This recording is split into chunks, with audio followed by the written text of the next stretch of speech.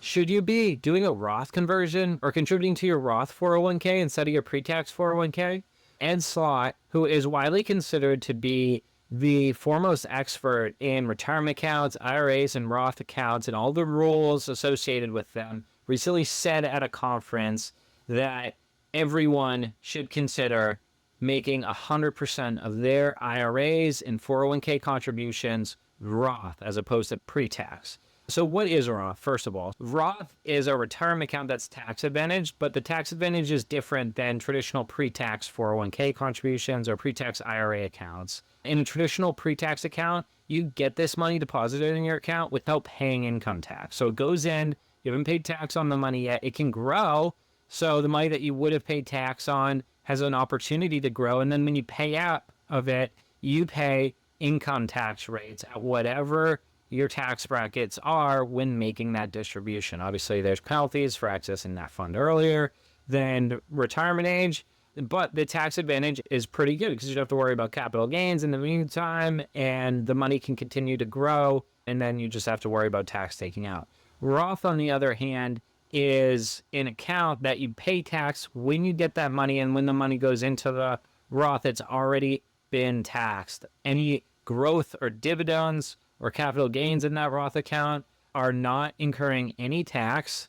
And when you pull that money out, there is no tax obligation. It's not taxable income, doesn't affect your taxes at all. And so the beauty of that is you're getting the certainty that you won't have to face taxes on that Roth account. Whereas when you do the pre-tax, you are paying less taxes today, but you still have to face the uncertainty that you don't know what your tax rates are going to be. If you locked in your taxes today, you would at least know that you don't have to worry about taxes in the future, especially if tax rates go up. Okay, there's been some really famous people that have used Roth accounts exceptionally well. Notably, multi-billion-dollar investor Peter Thiel is reported to have put shares of a private company in a Roth, which eventually became worth over $1 billion, which he is not going to have to pay taxes on. There's also stories that Mitt Romney placed shares of private equity into his Roth account, and that account eventually grew to multiple millions of dollars,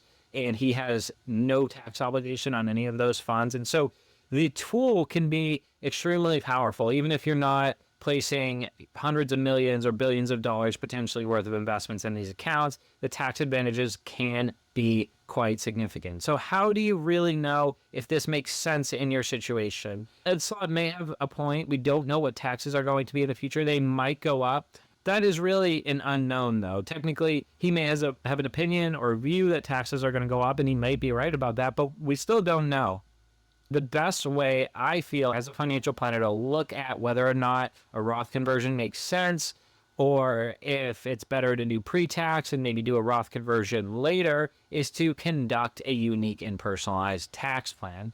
So when we work with a client, what we're doing is we are looking at things like capital gains rate taxes. We're looking at the latest income tax rates. We're projecting how much the client is going to pay in taxes this year, what their tax rates are going to be. And we're also creating a forecast of what their future is going to look like, what their future investments are going to look like, what their different accounts are going to look like, what their future tax rates we feel might look like. And so the way that we balance this out and create an idea of whether or not it really makes a lot of sense to make this strategic tax move this year is by comparing our future forecast of the client's tax rates with our current tax projection this year. Okay. So if a client just sold a big property or they got a bunch of commissions at work and they're making over $1 million this year, but they're expected to retire in a couple of years and their income's about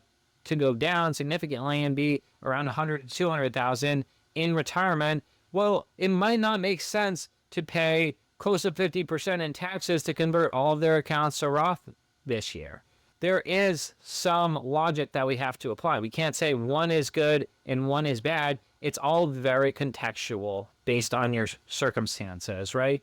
As current tax rates approach our forecast for future tax rates, we are going to start prioritizing Roth more and more, right? As we get to a 50%, 50%, maybe we're doing partial allocation to Roth, partial allocation to pre-tax, right? That way we're kind of splitting our bets. We don't know what's going to happen, and we're locking in some taxes today and deferring some taxes to later, right? If we get to a point where taxes are really low this year and we expect them to go up in the future, that is when you definitely want to be considering putting your money and converting your pre-tax accounts to Roth over pre-tax, because you want to pay these taxes at a lower rate today and thereby reducing the tax burden that we believe is going to come in later. This could happen for a number of reasons, and it's all tied into what's going on in the client's life. For example, when people transition to retirement, but they're not taking Social Security quite yet, this is a very common period of time when it may very well make a lot of sense to do a Roth conversion. We call that the Roth conversion window, and that is specifically those couple of years before they have to be forced to take RMDs or required distributions from their pre-tax accounts, which causes taxes to go up, and before they're taking Social Security, which could affect the Roth conversion calculations and whether or not it makes sense quite significantly because of the complex way that Social Security can be taxed. It's not to say that it won't make sense later when they're taking Social Security, but it's extremely common that this is pretty low-hanging fruit in someone's plan and can potentially be worth projected value of upwards of hundreds of thousands of dollars, in some cases more. So that is one of the big things to look at for people that are earning in a high-performing career, particularly if they're in those last few years before retirement. We expect these tax rates to drop off for a little while when they make that transition. That's one of those instances where we say we'll split the Roth. We might not even, depending on where their income's at and what we expect in the future and what their account profile looks like between all their different balances and tax status, we might say 100% pre-tax, just so we can get those tax deductions while their income is really high, and then deal with the tax situation later. Obviously, no one really has a crystal ball. What we can do is, in the short term, make our best guess and continue to make adjustments along the way. I hope you found this video helpful. My name's Joe Boughan. I am a financial planner. I help people prepare for and transition into retirement, doing that tax efficiently and helping people to make the most of their money. If you'd like to get a feedback video on your financial plan, there is a link below. It's called the Free Financial Scorecard. If you complete that scorecard and you submit it, we will review your input into that scorecard and send you back a report card on what we feel like are the most valuable considerations, opportunities, and risks that you should be thinking about in your financial plan. And for more financial adventures ahead, please subscribe to our channel. Until next time.